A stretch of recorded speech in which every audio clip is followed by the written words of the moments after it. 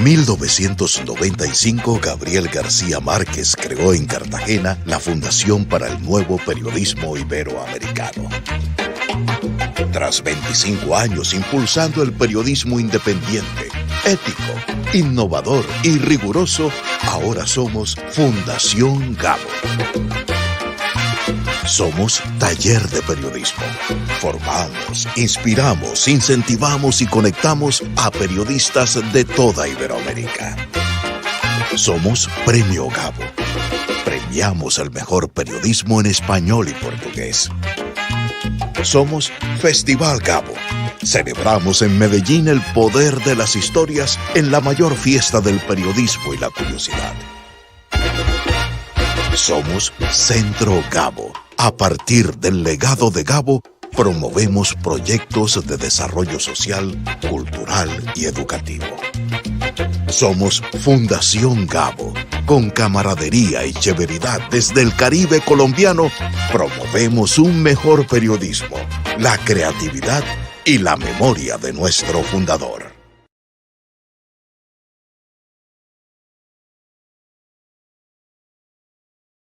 Todos los días escuchamos que el mundo que conocemos ya no es el mismo.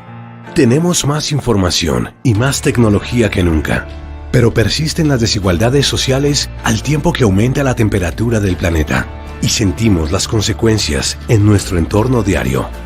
El horizonte parece incierto, pero nosotros creemos que hay un gran poder de cambio en cada decisión que tomamos, en la forma como vivimos y las metas que perseguimos. En el Grupo Bancolombia estamos convencidos de que es posible un mejor futuro. Por eso, hoy renovamos nuestro compromiso para trabajar decididamente por un propósito común, que nos recuerde a los 30.000 empleados de la organización por qué nos levantamos todos los días. Promovemos desarrollo económico sostenible para lograr el bienestar de todos, impulsando que las cosas pasen con prosperidad, pensando siempre a largo plazo, para que podamos vivir con satisfacción y tranquilidad, todos y nadie se quede por fuera. Bancolombia, Banismo, Banco Agrícola y BAM. Sabemos que aunque somos diferentes, tenemos mucho en común. Este propósito es nuestra razón de ser. Refleja eso que nos apasiona y lo que mejor sabemos hacer, reconociendo que lo que nos hace sentir orgullosos de hacer parte de esta organización es la convicción con que enfrentamos los retos de la sociedad. Nuestro propósito también habla de elevar juntos el bienestar de nuestros países con más y mejores oportunidades.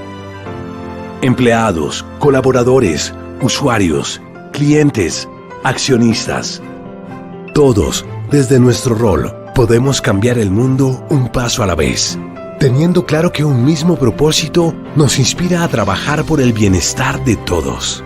Nos sentimos orgullosos de decir que en el Grupo Bancolombia promovemos desarrollo económico sostenible para lograr el bienestar de todos. Te invitamos a conversar sobre cómo podemos seguir avanzando juntos en la ruta de la sostenibilidad. Porque más importante que ganar el año es aprender. Más importante que los resultados es la forma en que los alcanzamos, comprometidos con el desarrollo armónico de la sociedad y trabajando para hacerlo mejor todos los días.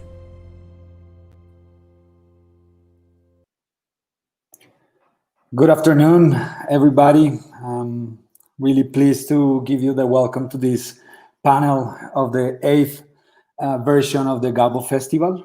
The name of this panel is Innovation and Audience Development for Sustainability. My name is Juan Camilo Maldonado, and I'm co-founder of Mutante, a digital journalism project that aims to engage in conversation with audiences, informed conversations with audiences. Today we have two great invitees to this panel. We have Borja Echevarría. He is the managing editor of País. He leads digital editorial innovation processes in a moment of great change within the paper, the transformation of the whole model of the business model of the paper, from advertisement-based to subscription-based. He has a long experience leading newsrooms. He has his last job as vice president and editor-in-chief of the digital platforms of Univision News in Miami, awarding him many awards for its outstanding quality and narrative innovation. And we also have Renée Kaplan. She is the head of digital editorial development at the Financial Times, and she focuses on the development of new editorial products, experiments with new forms of content curation and distribution, and also develops new ways to monetize digital journalism. Before coming to the Financial Times, she was deputy editorial director of news network France 24 and has worked as a journalist and staff at numerous US media, including CNN, CBS, and the New York Observer. I'm really happy to be here today with you guys because I think that one thing that we have in common is the big question about the public we serve, the audiences we serve, and also understanding how to serve them and then how to make money serving them, because without the money, there's no way we can serve the audiences. So I hope we're going to have these 45 minutes to talk a lot about how are you dealing with the task of understanding your audiences and making that process not profitable, or it could be profitable, but mainly sustainable in the future. Borja, I wanted to begin with you because El País during the pandemic changed the business model of the paper. You were based on a traditional advertising model, and now you turn into a subscription-based model. How has that strategy, that change in the business model, changed the way you are doing journalism? And what are the main challenges that you're facing and that you have faced during these past 2 years? Okay, thank you, Juan Camilo, and hi, everybody. First of all, I would say, as you can imagine, it sounds like crazy to change your whole business model in the middle of the pandemic. So for me, I've been working as a journalist for the last 26, 27 years, and this probably has been the most stressful times of my whole life as a professional. I remember, of course, as a journalist, 9/11 or the attacks in Madrid in 2004 with 200 dead people in Madrid. And I remember those times as super stressful, but everything was about journalism. Journalism, you knew what you had to do. You were talking all the time with the people that you are so close in your culture. And this was changing the whole company. You had to put people from different backgrounds, from the business side, from marketing, from the newsroom, from all parts of the company to make common decisions. So we were planning to launch our subscription model after, I would say, months, maybe a couple of years working in this plan. And the date was the beginning of March. So at the beginning of March, we started to listen about what was starting to happen in China, and we started having the first cases of coronavirus in Spain. That I think was end of February. So it was the first big challenge at that time was what should we do? Should we continue with our plans, or should we put everything in standby? So that was the beginning of March, and I think it was by the 15th of March, we were all home. So those calls, we had to make difficult calls with people that were not so used to talk between themselves, though a small group of us had been working for some time. And everybody at home for the first time. I mean, I would say 95% of the newsroom didn't know what was Zoom in February. So aligning every piece of the company to make that call was super, super stressful and super challenging. As you can imagine, there was a lot of tension, people with different opinions. Not everybody agreed in what way we should go, what path we should take. And finally, I would say like mid-March, we decided that we wouldn't launch the subscription project until the beginning of May. You know, if I look back, I don't know if that was the right decision. Probably if we had launched in March, we would have right now maybe 20,000 more subscribers, maybe we would have a lot of people angry, maybe, I'm not so sure. But that was the call we made. We waited for 3 months. And when we launched in May, we decided to launch the paywall, but not a complete paywall. I mean, we are in a metered paywall with 10 articles for free during 1 month. So we decided we were launching the paywall, but everything around the coronavirus would be open. And it was like that, I would say, like for 2 or 3 more months. And since September, we decided to close or to put under the paywall most of the content, except what we understand as service journalism. Those pieces of content, not long stories, not features, but those stories that would help people in their normal lives. And that part of the content is still for free for everybody at El País. No? So I would say the most challenging part of launching our subscription model was the tension in between the teams, no? And trying to bring everybody together to one decision. And after we took the decision, it was all of everybody's decision. No? So that was tough because everything was so planned. Even we had to change all our marketing campaign. So in few days we had to change everything: marketing, the business plan, how the newsroom was gonna work. We had a lot of stuff, a lot of good content prepared for the first month. So we changed all our plans, no? And then the part and the challenges of working at home, that we're still dealing with those challenges. I would say, looking back, I think we have done much better than what I had thought at the beginning. Most of all, the biggest challenge was still dealing with the print edition of the newspaper.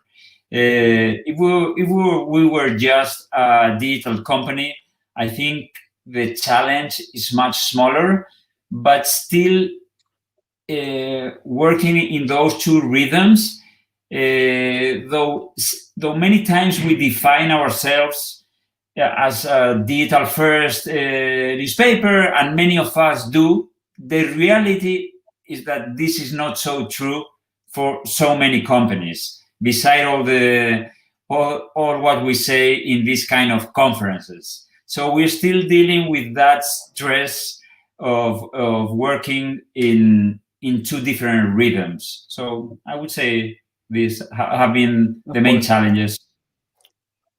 I'm really interested on going a little bit more into detail on how the way you plan and develop journalism strategies is being affected by the model, but we'll go back to that question after we introduce Renée.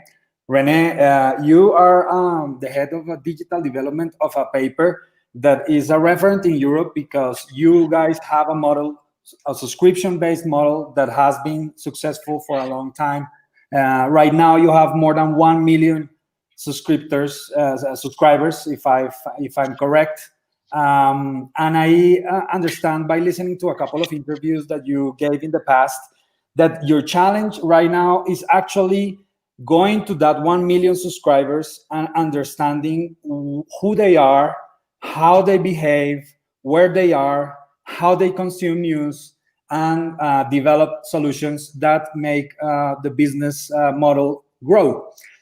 Could you tell us a little bit more in detail, like which are your main missions and plans on right now? Sure. First of all, thank you for having me, and thank you especially, Juan Camilo and Borja, for speaking in English. I'm the only one here who doesn't speak Spanish, and I'm sure we're being watched by many Spanish speakers. So it's gracious of you to accommodate me. I'm really delighted to be part of the conversation. So the interesting thing about the Financial Times today is that because we have had a subscription model for a very long time now, in sort of digital transition years, for nearly 20 years, we have a business model that's already quite tested and proven, and that kind of radical, difficult, complex shift that Borja was describing having to do in these conditions, we did a long time ago. But what's interesting is that, the challenge never changes for sustainability, right? And I think it's a really good word that you use, Juan Camilo. And that challenge is great. So we have 1 million subscribers. Now we have to keep them and we have to continue to acquire them. And the really big shift in business strategy that is, of course, then reflected in editorial strategy and development strategy is shifting away from prioritizing acquisition, new subscribers, towards retaining the ones we already have. And that's actually not an easy thing to do. It seems like when you don't have them yet and you're still discovering a paid for model, that getting people to pay is the hardest thing. And it is.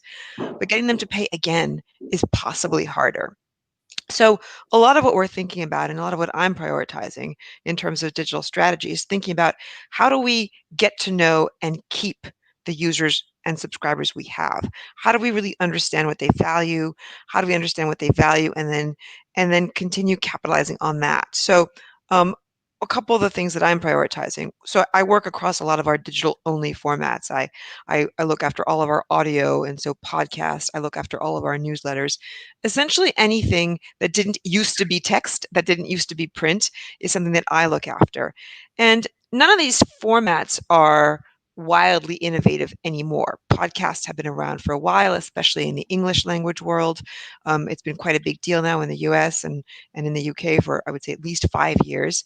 Likewise with newsletters. I mean, email in some ways is the oldest technology, although newsletters are coming back with a force now, precisely because they're so useful and powerful at engaging and keeping people you already have. So really prioritizing, this sounds very unsexy, as does keeping the people you already have sound unsexy, but understanding how to get the most out of the formats, the digital formats that we know work, really getting every bit of retention and loyalty value out of them is actually a hard thing to do. And that's one of my major priorities. Sort of like, once you have a relationship going, once you're committed, once you're married, how do you stay married? How do you reinvent that? How do you stay loyal and how do you keep sort of delight and commitment going? It would be much easier to start from scratch and start over, but you can't. And so that's the kind of sort of focus on understanding how to optimize the technology and the formats you already have and whether you are. And then the other thing you can do with formats, digital formats that work, is learn a lot about the people who are using them. The more they work, the more you know about them, the more insight you have about user behavior and preferences, the stronger the relationship you have with those users, and the more you can ask of them, even if it's just basically, what do you want? Do you like this? The more you can feel like they'll be wanting to give because they feel like they're getting. And the more then you can understand about, all right, well, what does need to come next? What do I need to be thinking about 1 year, 3 years, 5 years down the road? I'll give you an example. Audio has, as I mentioned, in the English language world, and I think to some extent in the Spanish language world, although I'm much less familiar with it, it has exploded. Podcasts are enormous. But along with podcasts, there's now also the beginning of voice-activated interfaces like Alexa, give me the news. I don't know if Amazon is widely distributed and Amazon's Assistant is widely distributed in South America, but this is the way that increasingly we're getting a lot of our content, and it's all audio and voice. So users are increasingly getting used to consuming content through voice. So I have podcasts today. I know how they work. I can learn a lot about my listeners, but how do I need to be thinking about audio for tomorrow when more and more of the way users and our subscribers are interacting with content is going to be through voice? So we've decided to experiment with a different kind of audio briefing. It's not a podcast. It's not a show. It's actually one short audio update that is voiced with a synthetic voice. It's text to speech. And instead of publishing it as a podcast, we're actually distributing it on Telegram. And we haven't launched it yet. We're still developing the format, but that's the plan, right? It's like, I know a lot about the habits. I know about the format. What needs to come next if I anticipate how my subscribers are going to behave?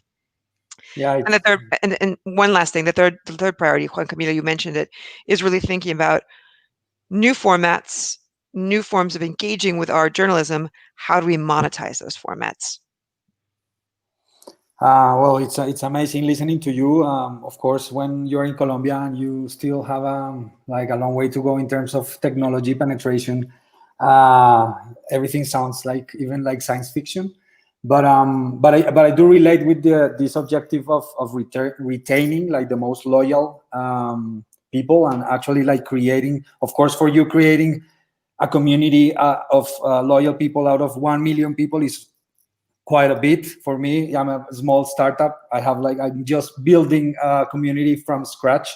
Yeah. But I also guess, and because I talked to Borja a couple of days ago, I know that also in El País, they are shifting from understanding the strategy to just gain clicks and views in a massive rate, and turn it into how we give good quality journalism to our most loyal readers. Could you develop it a little bit more, Borja, on how has that changed the way you think of journalism and the results that you are getting out of thinking of giving journalism to the most loyal readers so they are retained, as in the Financial Times strategy? Yeah, I mean, it's not like the kind of shift that is radical from one point to a completely different point, because El País has always been, the values of El País, the journalistic values have always been like high standard values. So we never really played to something that we should regret right now. But I would say a but for, I don't know, for the last years, not the last couple of years, but maybe maybe a little bit before, the big priority of El País was to go digital and to go big and to go global.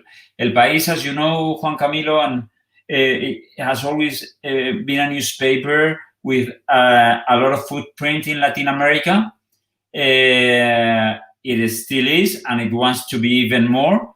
But having that opportunity, the capacity of El País to grow is maybe bigger than for others in smaller markets, for an Italian newspaper or for Le Monde, for Corriere, whatever, no? So there was a purpose of going big, and the newsroom adapted that objective and that idea, and the way the processes and the way the newsroom was working was very much focused on getting a lot of audience. And even if your culture is based on quality journalism, when you go through that path, you are always going to find big risks. And those risks, even if you try not to fall on them, it happens. It happens. So going to a different business model and to a subscription-based model, I think the newsroom is embracing very quickly this new model, talking much more about loyal readers, subscribers, and we feel more comfortable in saying no to certain things and focusing much more in things we want to do, and we want to spend more time executing and elevating the quality. So we have only been it's now 7 months since we launched, but I am seeing in the newsroom like a quick change. I mean, it's also risky. Because for a newsroom like El País, it's easy to go back to the old times. No, that's very easy, because if you're talking about now it's only about subscribers, loyal readers, the temptation is it's gonna be, okay, we are gonna do what we have always been doing, and what we have always been doing is mainly what we have been doing for the print. So I find that even if we all like this new model, we're going to face some challenges that generate tension with innovation and with going much more digital. So yeah, we are very much at the beginning. I am pretty optimistic of navigating those pressures from going to this model, and at the same time remaining innovative. But we have a long way to go. I mean, when I listen talking about the Financial Times, that they have been 20 years already, I mean, I'm pretty jealous, of all the path they have already gone through.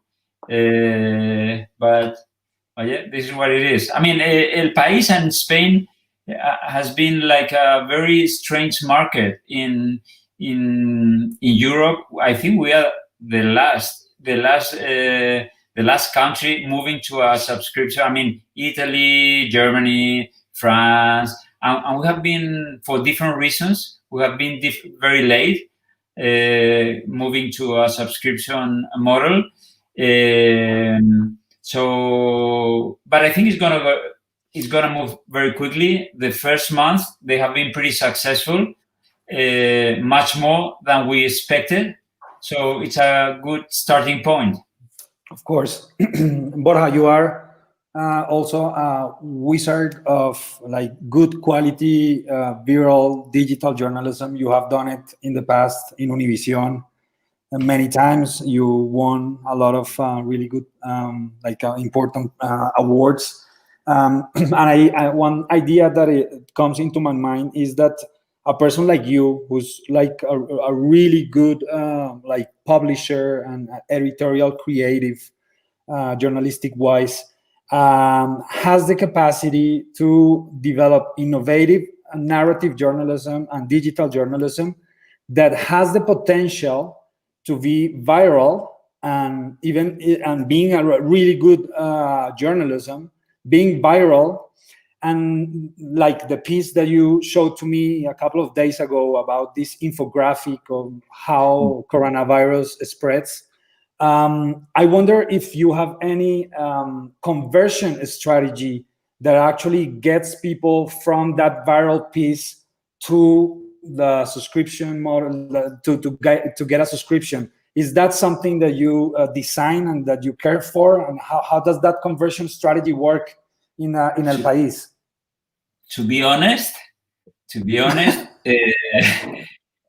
really, it's. I would say we are in the process. When I'm thinking in that kind of pieces, like that infographics that went really crazy. I don't know how many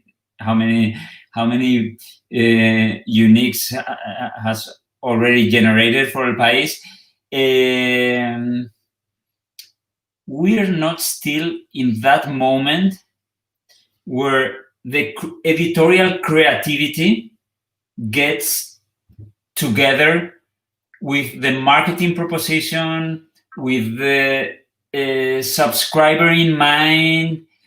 We are reacting right now in real time, and as I said at the beginning, it has been very complex to build a coherent strategy with all the different teams of the company being at home, no? So I'm gonna speak very honestly about that piece. That piece is a pure editorial piece that is the mix of a lot of talented people.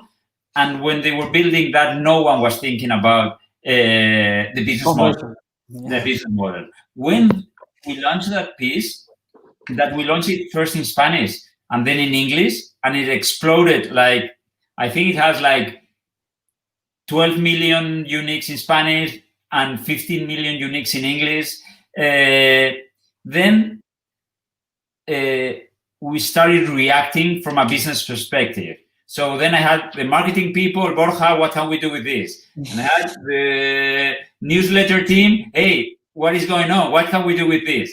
So I'm speaking honestly because I think this is how we work in most of the newsrooms that are starting to move, to change the path. I'm sure Renée works in a completely different way. I'm sure I'm going to work in a completely different way in 6 months. Yeah. Because what I like about what has happened with this piece and with other pieces is that this is helping us to change the structure of the organization. Mm-hmm. So, okay, we reacted afterwards, but now I'm having conversations with the marketing team. Hey, this is not scalable. No, we need to build teams that talk to each other before we do this kind of stuff. So we need to have a plan that is previously to whatever happens after. You need to plan, no? So that's where we are. And I'm not a business person, as I guess Renée was not 10 years ago. I'm managing editor of my newspaper. Probably in my newspaper, I'm the one that has the most digital experience, but from an editorial point of view, I've never worked in this kind of subscription models. So, and I understand that these kind of projects, they are team projects. It's not about me, like right now going and, okay, I'm gonna learn a lot, I'm gonna lead the whole, and it's not about that, no? I think you need to have the personality or the understanding that these new models need a completely different way of working between the teams. Yeah. And that's what I'm learning about these kind of projects. Renée, Can go on because I know. Yeah, of course. Yeah, no, can I add something to that? So Borja, I mean, it's, first of all, I want to, salute you for your honesty, and then some interesting words that I think can potentially be of comfort to you and to everyone listening. That question that you asked Juan Camilo about, all right, you have a big opportunity, it drives all this traffic, we are understanding a little bit better how to do it, sure, that infographic was not planned to do that maybe fully, but wow, is it amazing? I don't doubt for a second that just a simple idea, like translating it into English, was genius, right? Like sometimes the best innovations are not sexy. They're an experiment, and they happen to work. But what I think is that the comforting piece of this is that question of like, how do you capitalize on opportunities, whether they're planned or whether they're sort of unexpected and surprising, like viral. We, even though we've been more than experimenting, we've been refining a paywall model and conversion models for years now. We have only just this year formally started experiments with how do you capitalize on a big traffic driving event. Because it's complicated. It's new ways of working. It's alignment between parts of a business that traditionally not only didn't speak to each other, were encouraged to not speak to each other. It's overcoming taboos about whose job is whose. It's also understanding actually that thinking about huge news events or great, brilliant editorial ideas as business opportunities is not taboo. Actually, it's very much, for better or for worse, part of what journalism probably is going to increasingly be about today. So we, as I mentioned, only formally concluded our first experiment around that with the US election, where it obviously is a huge traffic driving event for us. We have a couple interactive elements that are particularly traffic driving. And we know this now because even since I've been at the Financial Times, which is only 5 years, I've already covered 2 elections, and we know what pieces drive the traffic. It's the poll trackers and it's the results interactives. And we finally sat down months ahead of time with some marketing teams, a product team, and editorial teams to think about what we could do. And it wasn't a complex idea, but it was a complex procedure to formalize the way that we would decide who are we targeting, with what kind of content, what is the objective, what do we actually want to try to do? Do we want them to come back? Do we want them to consume more content? Do we want them to convert? You know, we're an extremely premium subscription. That's a nice way of saying we're really expensive. So if you came and clicked on us for the first time to look at the poll tracker, you're probably not going to pay the price that we cost. So what can we offer you instead that's going to at least incentivize you to stay or come back?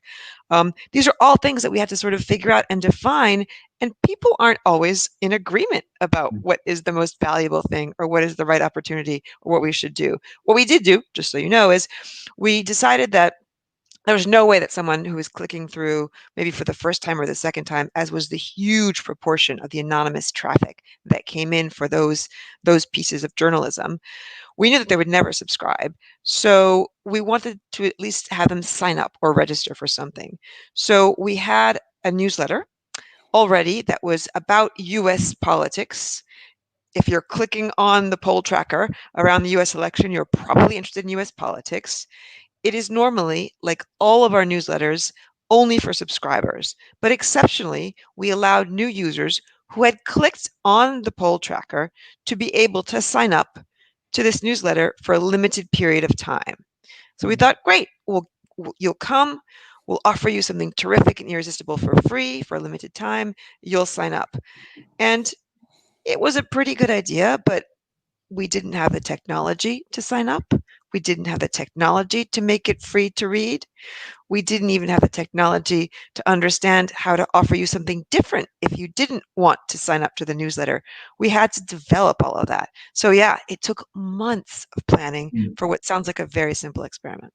Yeah, and one thing that I listened to Borja being like 100% journalist and not still like getting into this business neurosis that Renée is already into all the time. And I also wonder, like, there's a lot of ethical discussions that we're gonna have to keep like moving forwards in terms of how can we deal with the fact that we have to do good journalism in the first moment, but also that journalism has to produce money, and how that quest doesn't contaminate the ethics and the mindset of serving the public in its first place. Is that something that do you have any kind of those discussions in your newsrooms now that you are going into that model?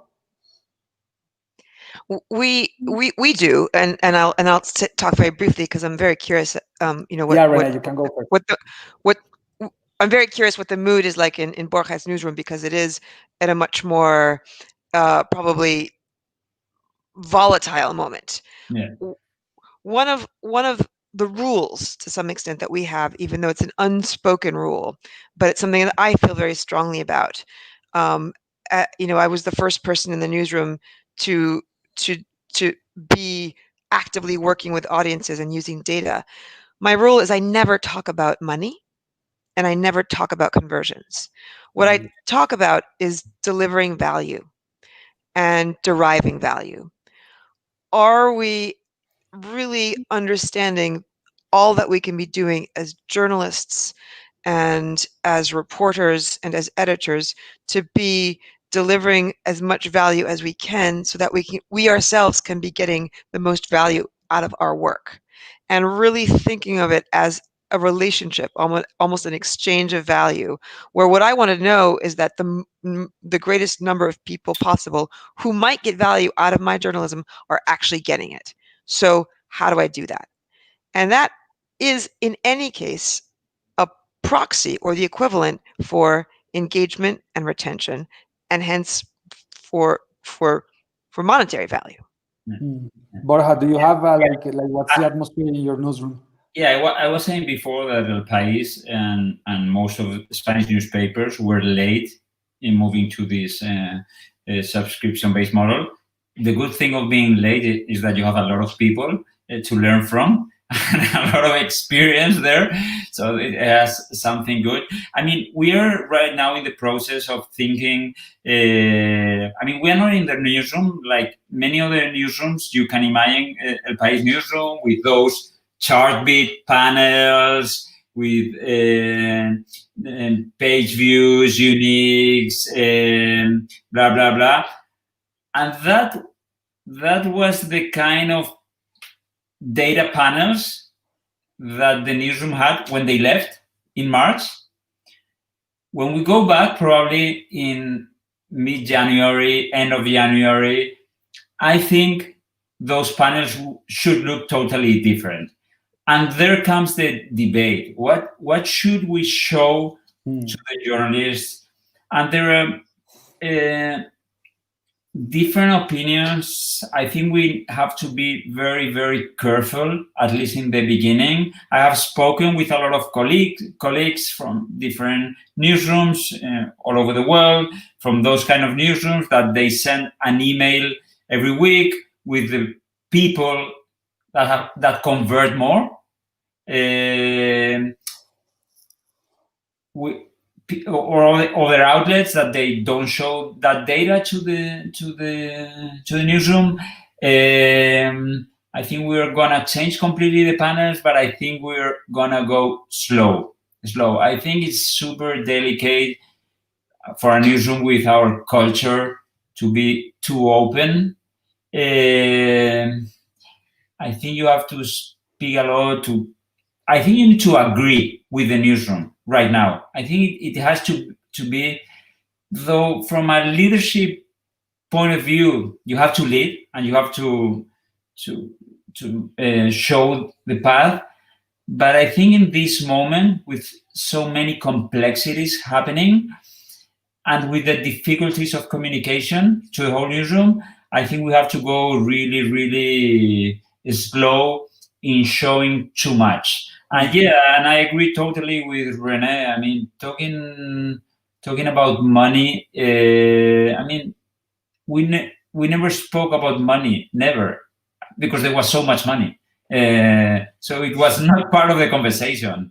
I mean, the business, at least for a newspaper like El País, or for like the Financial Times, not for so many newspapers in the world, but it has been like a huge business. Maybe even with the crisis of 2008, 9, 10, maybe we have had like 2 or 3 bad years, but it has been really a very strong. So journalists in our culture, in El País culture, they don't speak much about money, conversion, business model. I have always been very surprised being and working with journalists, and I don't know why this is. I don't know how it is at the Financial Times. Well, you're more like a business newspaper, probably it's different, but there's not much conversation in our newsrooms about business models, very, very little conversation, even very little knowledge. So for me, this has always been quite surprising.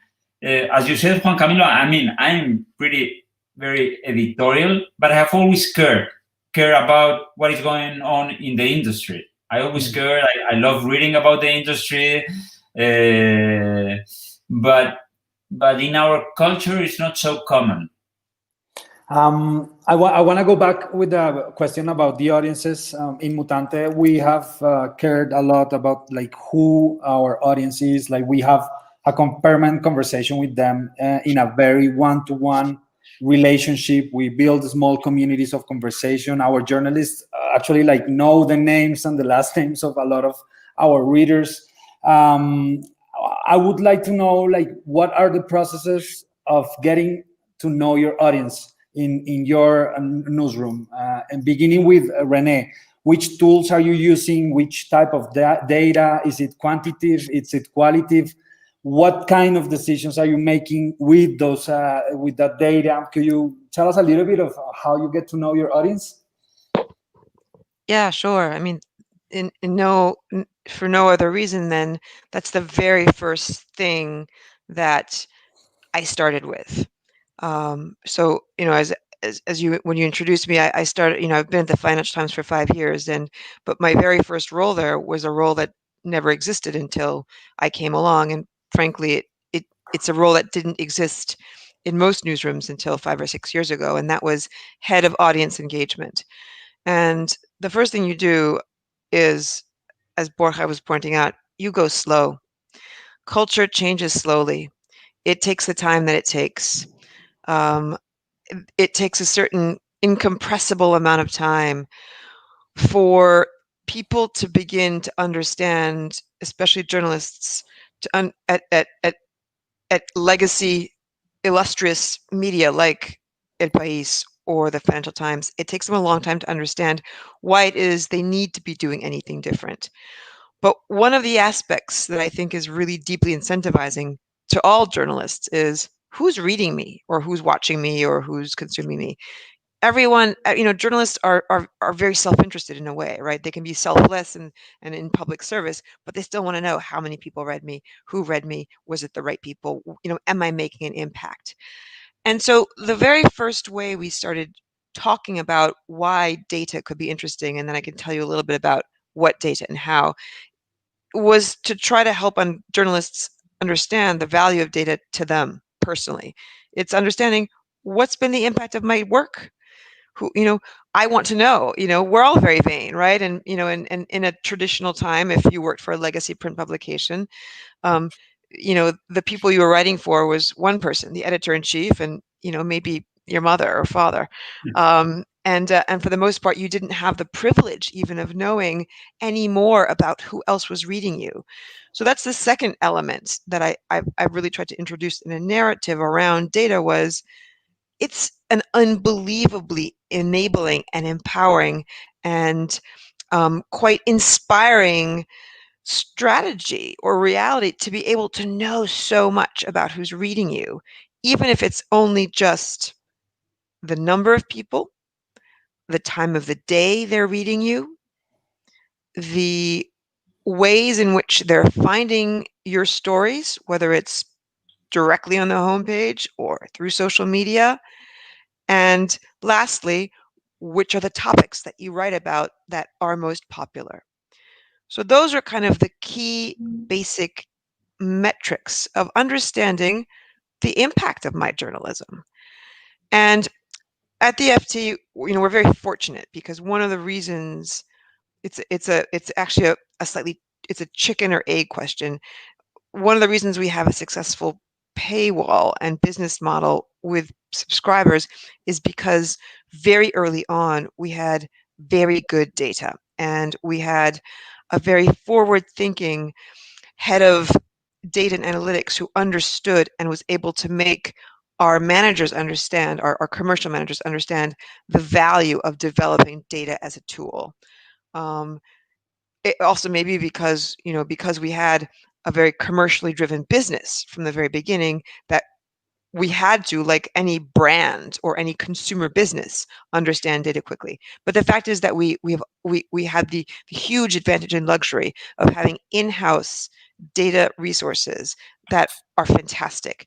So we have our own proprietary dashboard called Lantern. And it was actually a dashboard that I developed with journalists in the newsroom and a dedicated product team who lived in the newsroom. And so the way it delivers these metrics are in a way that actually speaks journalist. So instead of saying, retention rate or conversion rate, and these are things that you have in Chartbeat, and Chartbeat's an amazing tool, but we wanted to make something that was more journalist tailored. So we talk about quality reads. We talk about where in the world was my story read. We talk about a broadcast schedule, which is similar to a broadcast journalist, to understand what time of the day I get most of my readers.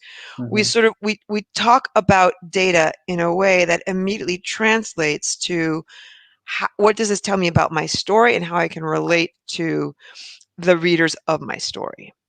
And that's all we have for now, but it is entirely quantitative, to answer your last question, Juan Camilo, because actually quantitative data is what is most immediately dynamic. It's what is the most fresh and the easy to access and the easy to make available.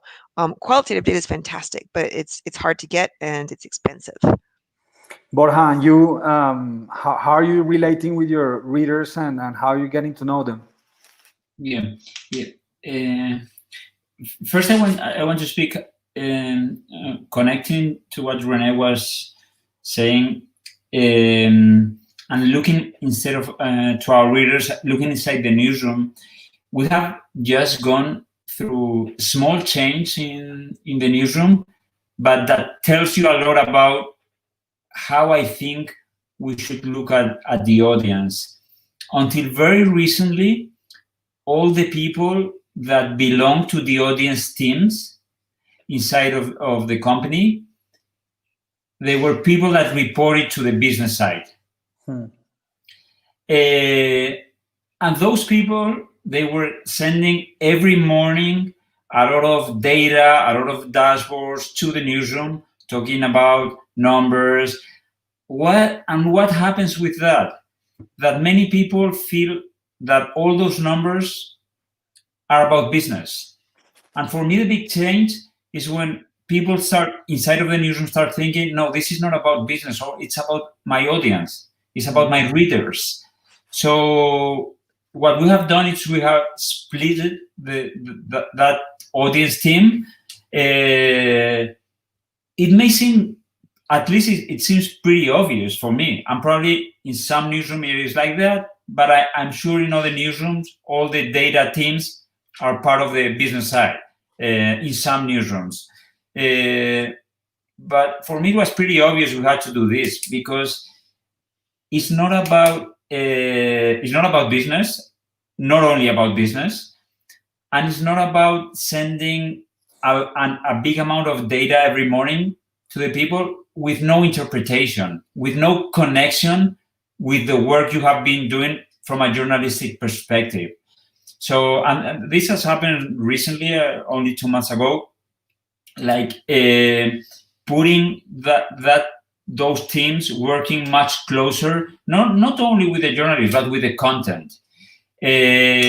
So, and there, I think, is where the relation with your audience and how you understand the audience can start changing. And I think it's more about who is reading you and not so much about how many people are reading you.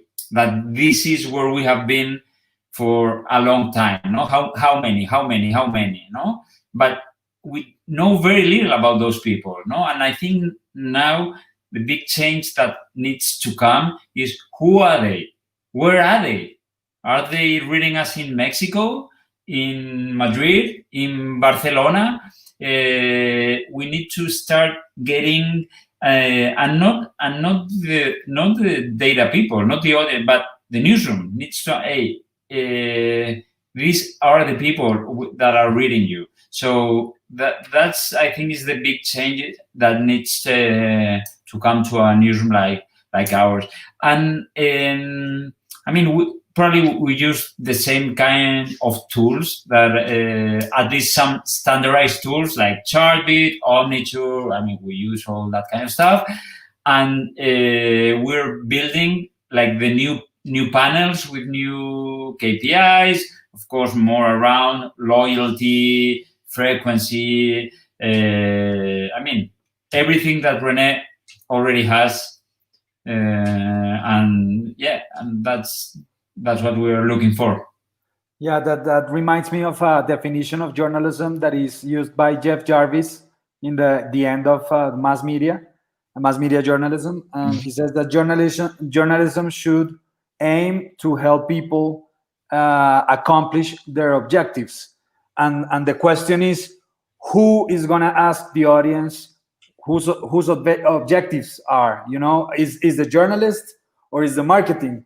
And I also have the hunch that as long as we journalists go down into the field, not just to talk to our sources, but also to talk to our public, to ask them how can we serve them better, we can be more attuned with what we have, the challenges that we have in the future.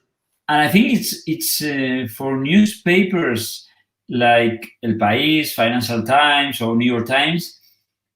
It's not as easy as it has been for local newspapers, because they are used. But we define ourselves as global newspapers. It's so difficult to feel the presence of the people, and so many times I have never worked in a local newspaper, and I miss so much. I would love to have that experience of being much closer to my audience and understanding their needs, but the daily needs, and it's not so easy. I mean, and we used to be a national newspaper that had small newsrooms all over the country, but after the crisis in 2007, we started going global, and the local pieces of the newspaper they got smaller. So I mean, we chose a path that it was global, but my feeling is that it's so difficult. I mean, thanks God that right now with the internet and with the data, I think there is an opportunity to learn much more about your audience. But I think as global newspapers and with our global ambitions, it's not so easy. There's one thing that the Financial Times may help us, I guess. I understand, Renée, that you guys, even though you are a global, massive newspaper with 1 million subscribers, you have a really interesting way of moderating comments and having conversation within the platform. Is that so? Because I would like to know, because listening to Borja, I really believe that one way papers like you guys could get closer to your audience is through conversation, through your own platforms. What's happening in the Financial Times in terms of conversation, and what type of conversation are you having? How are you dealing with polarized conversation, with hate speech, and with all that toxic stuff? Yeah, no, that's a really, really good question around conversation, because that is now one of the most frequently recurring strategies, words, ideas that's coming up in, I think, among publishers that are at the degree of maturity of their business models that the FT is. So, for example, we have subscribers, they're confirmed, they pay again. And so the big obsessive question then is, how do we give them more value? And how do we get more value from them? And conversation of all different kinds is really seen as being an absolutely key strategy. And I just want one element I wanted to add before answering that question on the data piece is, it really is, data really is about understanding your audience, and indeed understanding what to talk to them about, and how to talk to them, and when to talk to them. It's about understanding audience behavior and preferences and practices. It's about understanding what they actually do versus what they say they want to do, about understanding what they read versus what they presume to pretend to read. But ultimately, it also means using those insights. How do you then inform your editorial strategies? How do you inform what now, data should never lead. Journalist leads, Borja leads. But it should ideally be informed by the data, informed by what you know the behavior of your audience is telling you. And that can inform maybe not absolute commissioning, but that can maybe inform the proportion of a certain topic. Maybe we do more of this because we know our audiences are really getting value from it, or audiences in a particular region that we know we want to target get value out of it. So let's follow that story. Let's stay on that. And maybe this over here, we do a bit less of it. And conversation is a fantastic way to do two things. A bit of that, a bit of understanding more about what gives an audience value. So, for example, we have maintained comments below our stories. Many publications have gotten rid of them. The Wall Street Journal got rid of them. Many larger scale media whose sheer reach made it impossible to moderate have gotten rid of them.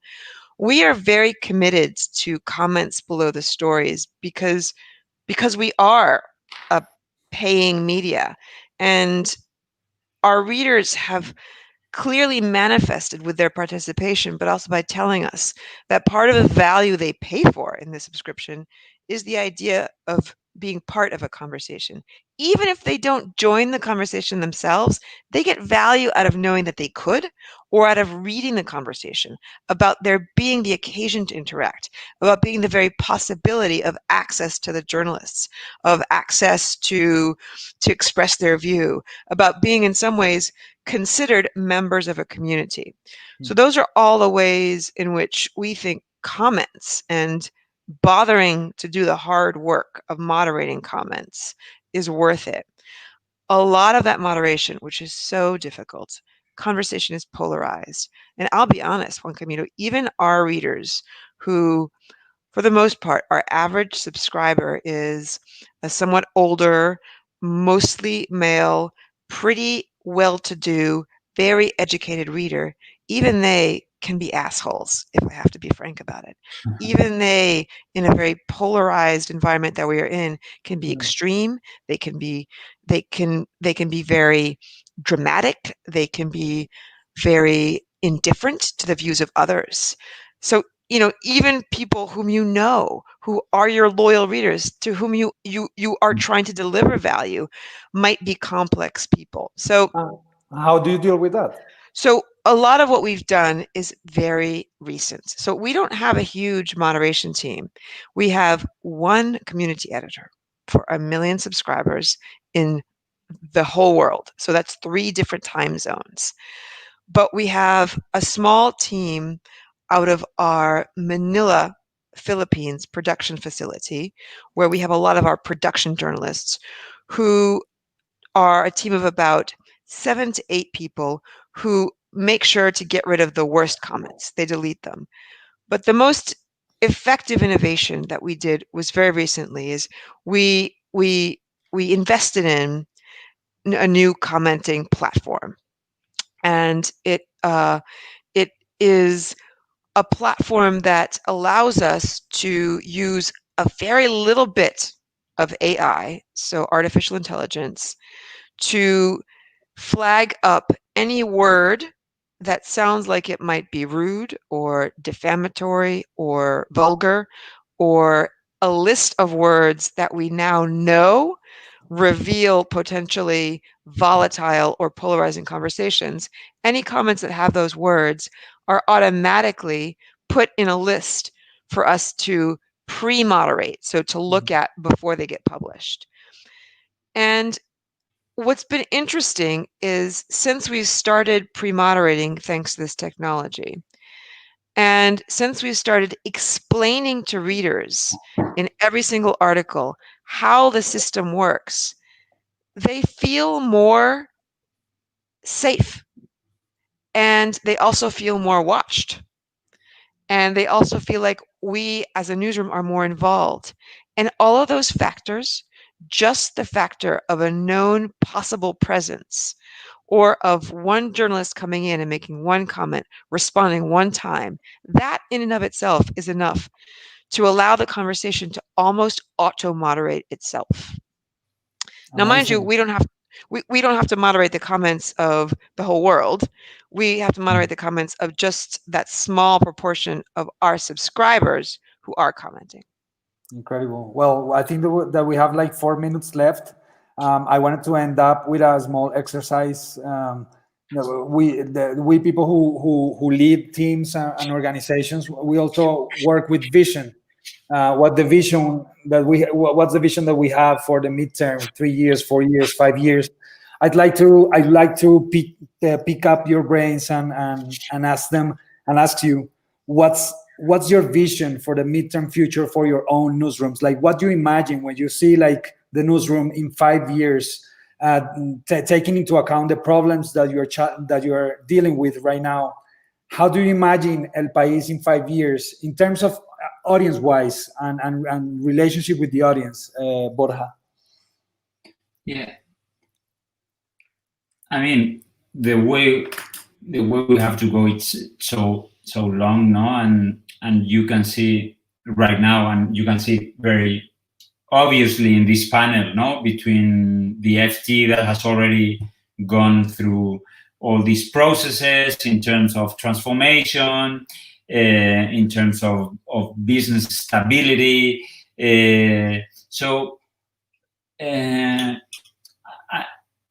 What I love of what has happened to newspapers like the FT or like the New York Times is that I don't know how you say in English, it's a círculo virtuoso, that circle where the business starts working, then you start investing in more journalists, then your journalism gets much better. I mean, I think right now we're seeing the best journalism we have seen ever. At least probably in very few outlets, but the quality, it's amazing. So how I envision El País in 5 years? I mean, I envision El País going through that process. And I envision El País clearly with a big impact in Latin America. I think the opportunity we have there, and I'm not talking about big scale, but also about subscribers. When we launched in the month of May our subscription model, that it was launched at the same price in Latin America and in Spain simply because of technological reasons, we couldn't put different prices, and we just changed it like a month ago, and we're very soon seeing we have a big opportunity in many, especially in the big countries like Mexico or like Colombia. So though I'm a journalist, I start with the business side, but because I'm a journalist, what I want is more journalists in the newsroom with more capacity. And when I'm talking about journalists, I am including in that part developers, product people that think strongly about content. Mm-hmm. For me, my biggest fear in going through this process, and I don't know how it was for Renée and for the FT, though she has only been there for 5 years. For me, one of the biggest challenge is technology, because when we talk about all these things you want to do, your capacity of moving fast and that what you have in mind gets executed from a technological perspective, that's like my biggest fear in terms of moving fast. Because of the costs, why is it a fear? Well, because I think it's challenging to have like a strong technological strategy. You have different ways to go, like building completely from inside of your company, your technology, or outsourcing your technology. Some companies, they have gone from one place to another one, and for me it's like a very critical point. You may have the best journalism, you may have amazing journalists, but if the rest of the pieces, they don't work at the same speed and at the same quality level, I think that becomes really, really challenging. Sure. Renée, how do you see yourself in 5 years? Yeah. Should I go quickly, Juan Camilo? Yeah. I think we're almost done. Yeah, I'll go very quickly. So three things, I think. One, I won't go into because it's a little bit of what I mentioned before. I do see there being the same fantastic journalism we know how to do. That's what we know how to do best already, but very different formats. I think the way that we need to be thinking about serving our readers differently is less with the journalism than how we can make our journalism fit into their lives. How can we allow it? How can we make our formats, our ways of distributing, be a way that allows our users to consume us more frequently in ways that are most useful to them? So whether it's in their cars, through their speaker, in their phones, in the paper, because the print is going to exist for a while, but it really is more personalization, not in terms of the journalism, but in terms of the ways that they can consume our journalism. I also think it's different roles, as Borja evokes, and it's precisely those bridge roles.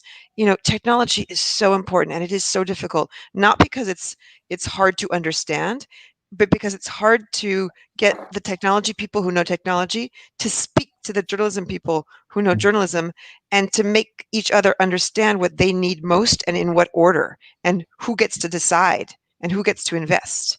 Those are procedures and governance issues that sound very boring but are so important, and they don't exist yet. So I think there'll be new roles, bridge roles, whose role will be to connect. And I think the final point, which I think is absolutely vital, is the governance of our businesses needs to change and will change. We just launched last year what we call our Next Gen board, and it's a parallel board of executives who are all 30 or under, because those are the subscribers of the future. They need to be informing the decisions that, for better or for worse, the 50-year-olds and 45-year-olds and probably still predominantly male and predominantly European people are making the decisions. And so our governance in 5 years of our business, our managers need to look different. Okay, well, I must admit that I'm gonna want to see this conversation again and take more notes. I really learned a lot on this conversation, and I really appreciate all the exchange that we had. Thank you to you both. It was really an honor to have this conversation with you. And also thank you to everybody that followed this conversation through the Gabo channels. I was instructed to tell you that there's another panel at 5 p.m. It's called the El Lado B de las Historias de las Drogas. It's a panel where all the winners of the grant, the new narratives on drugs grants, would share their stories. So I really recommend that panel. And something else, I also have to tell you that there's going to be activities for the Gabo Festival, Gabo Fest, until 11th of December. So there's still a lot of fun and a lot of things to do. It's a shame that we didn't have the opportunity to see each other in Medellin, but let's hope that after everything, well, we really don't know when's everything going to be back to normal, but let's hope to meet each other one time again. Thank you very much, and good luck to accomplish your vision. Thank you very much. Thank really you. enjoyed it. Bye-bye. Bye. Good luck. Bye. Good luck.